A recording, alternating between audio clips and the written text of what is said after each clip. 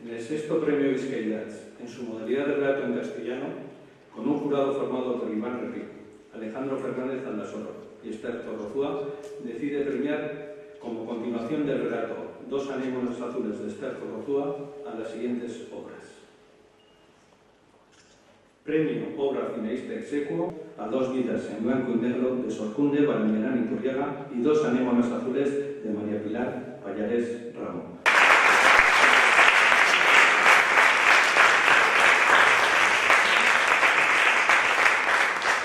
Segundo premio, Retrato de Dama en Sepia, de José Ignacio Ceberio Sainz de Rozas.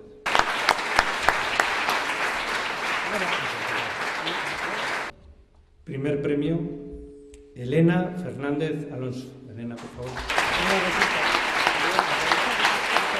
Seigarren Vizkaidatz sarian, euskarazko kontakizunen modalitatean, Jurri Ugarte, David Tejero Osorio eta Ana Urquiza osatutako epaimahaiak, Jurri Ugarteren ordezko kazetaria kontakizunaren jarraipena den lan hau saritzea erabaki du. Haien kalitateagatik, sormenagatik eta egileak proposatutako kontakizunari jarraipena emateko gaitasunagatik. Lehenengo saria, Zue Agirre Madeagariana.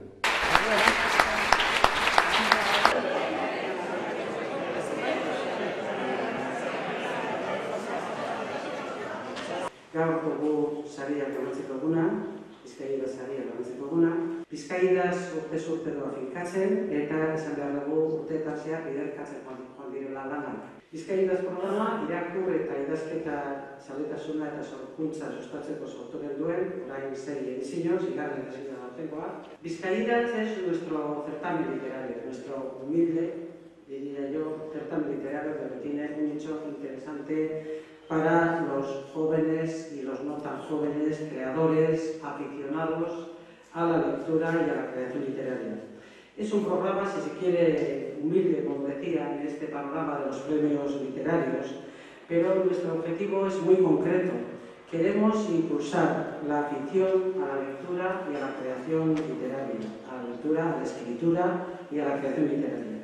Y queremos hacerlo acercándonos a la biblioteca y acercando la biblioteca a este objetivo.